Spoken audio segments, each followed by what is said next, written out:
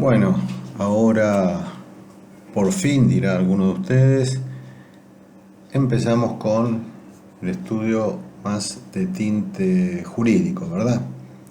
Es decir, que ahora vamos a analizar esta actividad financiera del Estado y la rama o ramas del derecho que la estudian. He aquí que nos vamos a encontrar entonces con lo que se denomina el derecho financiero, analizaremos luego sus características generales, su contenido y la especificidad, en cierta manera, que tiene el derecho tributario, sus consecuencias. Y finalmente haremos una remisión en cuanto a la temática referida a la autonomía de uno o de otro en su caso. Bueno, entonces tomamos una definición muy sencilla, podríamos complementarla con otras consideraciones, pero para mayor claridad la definimos como la parcela del derecho que estudia la actividad financiera del Estado. Esto conlleva una serie de relaciones jurídicas que tienen que ver con diferentes aspectos sustanciales, diríamos los que dan nacimiento a la obligación, también regulaciones jurídicas formales que tienen que ver con los contralores que luego se hacen sobre el cumplimiento de estas obligaciones sustanciales, regulan una actividad que, como ya vimos anteriormente, es heterogénea. De cualquier manera, como algunas caracterizaciones generales y algunas obvias para ustedes, pero ya sabemos que la ciencia jurídica es una sola, ¿no? Las diferentes parcelas que se van formando a nivel curricular, derecho privado, derecho público, internacional, penal, civil, bueno, etcétera, de ninguna manera nos deben llevar al error que hay alguna rama de las mencionadas que se autoabastece. En ningún caso esto es así. Es decir, que hay institutos que muchas veces se comparten, algunos que incluso pueden llegar a estar en pugna, en colisión.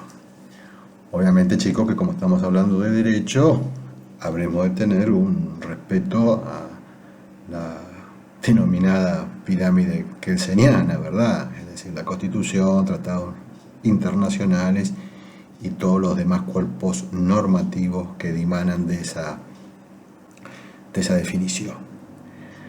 Lo que sí que hay que poner en claro que el derecho financiero es una rama del derecho público, porque es muy sencillo, simplemente porque tenemos al sujeto Estado dentro de ella y un Estado que actúa como sujeto de derecho público.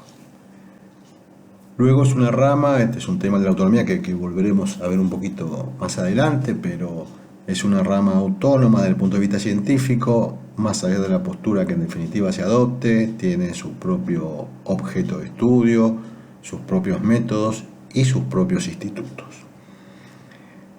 Rige acá el principio de especialidad normativa. ¿Esto qué quiere decir? Tengan presente que, independientemente de que luego verán algunas cuestiones planteadas a la demanda constitucional prevista en el artículo 75, inciso 12 de nuestra Constitución, lo cierto es que aquí veremos la aplicación en muchas oportunidades del principio que ley especial prevalece sobre la general, sobre todo cuando estamos hablando de cuerpos normativos de igual rango, como pueden ser leyes nacionales. Reitero, ya van a ver en otra parte de esta materia que la cuestión por ahí tiene algunas complicaciones.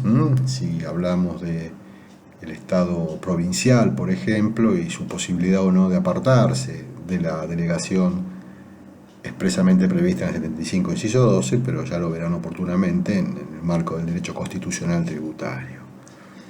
Esto es importante porque, como también queda señalado aquí en la filmín, en la diapositiva, incluye normativas de los tres niveles de Estado: nacional, provincial y municipal, sin perjuicio que lo que podremos abordar durante el curso de grado será apenas un puñado de estas normativas.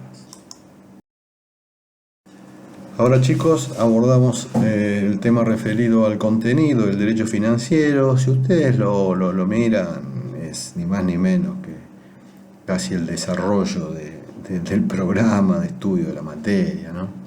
Por una cuestión simplemente de trascendencia, si ustedes quieren, hasta de incumbencia profesional, la rama que ha tenido el mayor desarrollo científico desde el punto de vista jurídico, y sobre todo una gran proliferación de normas que además suelen ser absolutamente dinámicas, es el derecho tributario, conjunto de normas jurídicas que regulan a los tributos, a la tributación, siempre recuerden en sus 3 estamentos.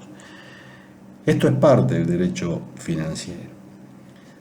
Ahora bien, no es la única parte.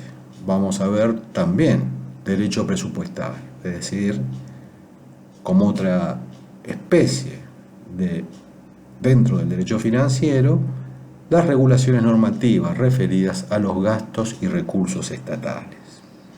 De igual manera, veremos las normas referidas a de qué manera, ¿no?, el Estado se puede financiar.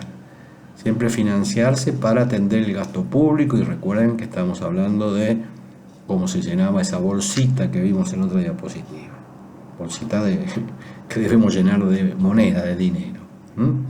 Y ahí veremos el llamado derecho crediticio, obviamente para endeudamiento público, y en el caso exclusivo del Estado Nacional, la posibilidad de financiarse mediante la emisión de moneda a través del derecho monetario. Recuerden ustedes que Banco Central es un banco nacional. No es posible que las provincias o los municipios se solventen con moneda emitida por la autoridad monetaria. Y finalmente, es lo que me parece el tópico, si ustedes quieren, un poco más que más rosa, el derecho administrativo, sin duda, son las regulaciones referidas a la administración y gestión de los bienes estatales, que lo que nosotros vemos es cómo ellos se representan en ingresos al Estado, es decir, fácil y sencillo, para poner un ejemplo, la temática referida a eventuales derechos, tasas que podrá pagar, o deberá pagar, mejor dicho, son coactivos si hablamos de tributos, digo, que deberá pagar quien utilice el espacio público, ya sea porque, por ejemplo, alguien, un bar, un restaurante, ponga mesas en la vereda, o bien en alguna plaza se pongan en determinados momentos escaparates o puestos de venta de bienes al público. No es tan importante en esta época, pero sí, como siempre decimos, tiene que ver con un devenir histórico.